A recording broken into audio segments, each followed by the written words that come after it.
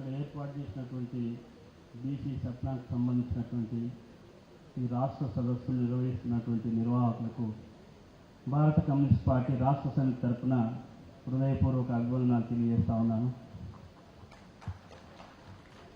ఈ సదస్సుకు అధ్యక్షత వహిస్తున్నటువంటి బీసీ ఉద్యమకారులు ప్రొఫెసర్ శ్రీ మురళీ మనోహర్ గారు, వేదికను అలంకరించిన వామపక్ష పార్టీల నాయకులు, వివిధ రంగాల్లో పనిచేస్తున్నటువంటి బీసీ సంఘాల నాయకులు,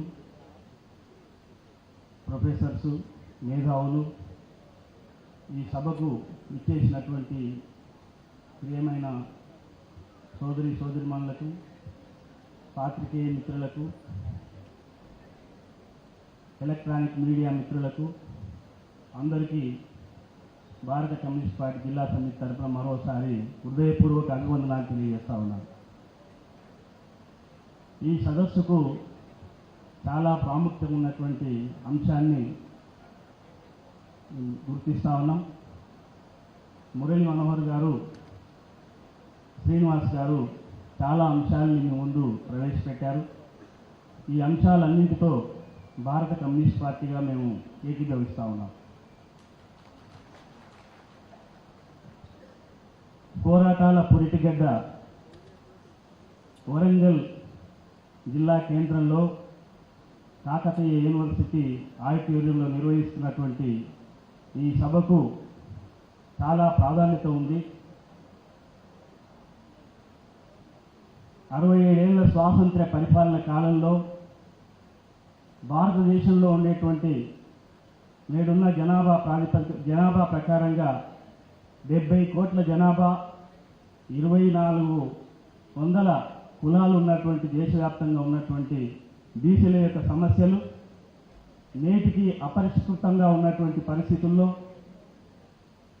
మనం ఎస్సీ ఎస్టీల కోసం అనేక ఉద్యమాలు నిర్వహించి ఎస్సీ ఎస్టీల సప్లాన్ను సాధించుకున్నాం.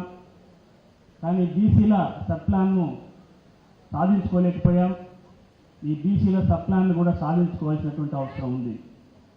బీసీలు అనేక సంవత్సరాలుగా ఈ దేశంలో మనుధర్మ శాస్త్రం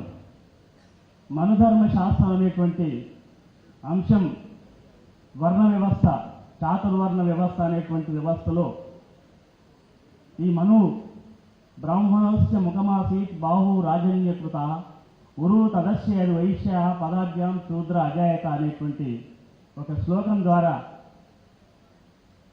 దేశంలో ఉండేటువంటి ప్రజలు, భారతీయులు ఇంకా ఎవరైనా కావచ్చు, దేవుని యొక్క ముఖారవిందము నుంచి బ్రాహ్మణులు సృష్టించబడ్డారు. దేవుని యొక్క భుజస్కంధాల నుంచి క్షత్రియులు సృష్టించబడ్డారు. దేవుని యొక్క తొడల నుంచి వైశ్యులు సృష్టించబడ్డారు. దేవుని యొక్క పాదాల నుంచి శూద్రులు సృష్టించబడ్డారు అనేటువంటి అంశాన్ని అనేక సంవత్సరాలుగా మనం ముందు పెట్టి బీసీల యొక్క సమస్యల్ని శూద్రులుగా మనల్ని గుర్తించి ఈ దేశాన్ని ప్రపంచంలో అనేక దేశాల్లో ఉండేటువంటి హిందువులు కానీ, ఈ దేశంలో ఉండేటువంటి, ఈ సమాజంలో ఉండేటువంటి అనేక వర్గాలకు సంబంధించిన వాళ్ళని కానీ, రాజులు కానీ, గ్రామాల్లో ఉండేటువంటి భూస్వాములు, పెత్తందారులు కానీ ఆనాటి నుంచి ఈనాటి వరకు బానిసలుగా చూస్తున్నటువంటి పరిస్థితుల్లో మనం ఆ రకమైనటువంటి పద్ధతుల్లో ఉండి కర్మ సిద్ధాంతాన్ని నమ్మి అగ్రవర్ణాల యొక్క ఆధిపత్యంలో కొనసాగి ఈనాటి వరకు కూడా గ్రామసీమల్లో, పట్టణ ప్రాంతాల్లో కూడా అనేక ఇబ్బందులకు గురవుతున్నటువంటి పరిస్థితుల్ని మనం చూస్తూ ఉన్నాం.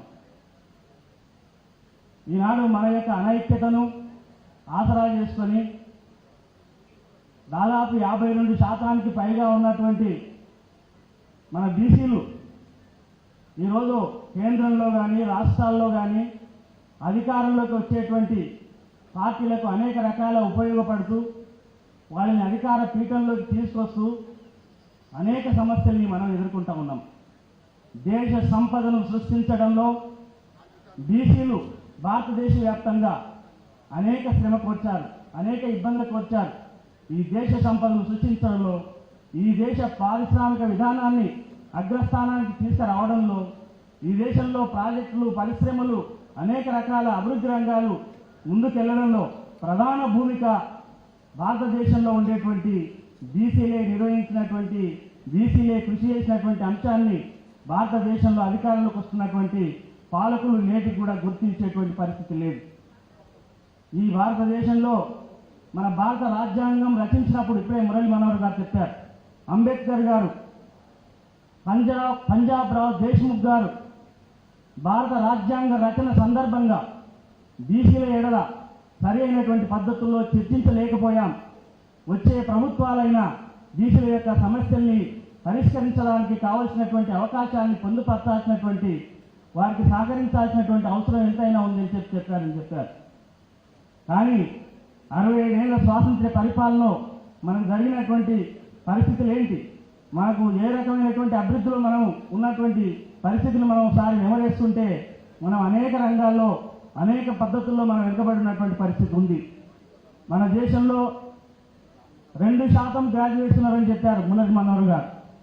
అంటే మన విద్యా విషయంలో కానీ ఇంకా అనేక ఇతర అంశాల్లో కానీ ఏ రకంగా మనం వెనుకబడి ఉన్నామో ఒకసారి ఆలోచన చేయాలి. ఈ రకమైనటువంటి పరిస్థితులు దాపురించడానికి ప్రభుత్వాలు మనల్ని పావులుగా ఉపయోగించుకున్నారు తప్ప మన సమస్యల్ని పరిష్కరించడానికి ఏ రకమైనటువంటి కార్యాచరణ, మనకు బడ్జెట్ కేటాయింపుల్లో సరైనటువంటి నిధులు, మన గ్రామీణ ప్రాంతాల్లో ఉండేటువంటి అనేక వృత్తుల వాళ్ళకు సంబంధించినటువంటి అంశాలను, వాళ్ళకు కావాల్సినటువంటి సదుపాయాలను, సంక్షేమ కార్యక్రమాలను, వీటిని సరైనటువంటి పద్ధతుల్లో మనకు అందించే దాంట్లో వైఫల్యం చెందినటువంటి పరిస్థితులు ఉన్నాయి. దీనివల్లనే మనం ఈరోజు ఈ స్థాయికి ఉన్నటువంటి పరిస్థితి ఉంది. కాబట్టి వామపక్షాలుగా ఈనాడు భారతదేశంలో కానీ మన తెలంగాణ రాష్ట్రం సాకారం అయిన తర్వాత తెలంగాణ ప్రజలలో ఉండేటువంటి 1,86,00,000 జనాభా ఉందని చెప్తున్నటువంటి కేసీఆర్ ప్రభుత్వంలో కానీ బీసీల ఎడల ఉదాసీన వైఖరి అవలంబిస్తున్నటువంటి పరిస్థితిని మనం గమనించాల్సినటువంటి అవసరం ఉంది. దీనికి ఉదాహరణగా బీసీల సంక్షేమానికి బడ్జెట్లో కేటాయింపులే 2,000 కోట్లకు పైగా మరి కేటాయించినటువంటి అంశాన్ని పరిగణలోకి తీసుకుంటే కేవలం 2% నిధులు కేటాయించడం ద్వారా మన అభివృద్ధిని ఏ రకంగా కాంక్షిస్తున్నారో ఒకసారి ఆలోచించాల్సినటువంటి అవసరం ఉంది. అందుకోసం భవిష్యత్తులో వామపక్షాలుగా సిపిఐ కానీ, సిపిఎం కానీ, ఇంకా అనేక ఇతర వామపక్షాలు, కలిసి వచ్చే మేధావులు, వ్యక్తులు, శక్తులు, బీసీలో ఉండేటువంటి మేధావులు వీరంతా కూడా సమైక్యంగా ఉద్యమించడం ద్వారా బీసీ సత్తాను సాధించుకోవడం ద్వారా మన సమస్యలన్నింటినీ పరిష్కరించుకోవడానికి ముందుకెళ్లాల్సినటువంటి అవసరం ఉందని చెప్పి భారత కమ్యూనిస్ట్ పార్టీ తన వంతు శక్తిగా ఈ కార్యక్రమంలో పంచుకుంటుందని చెప్పి, ఉద్యమిస్తుందని చెప్పి, ఈ సప్లాన్ సాధించే వరకు మనం పోరాటాన్ని కొనసాగించాలని చెప్పి కోరుతూ అవకాశం ఇచ్చిన సభకు హృదయపూర్వక అభినందనలు తెలియజేస్తున్నాను.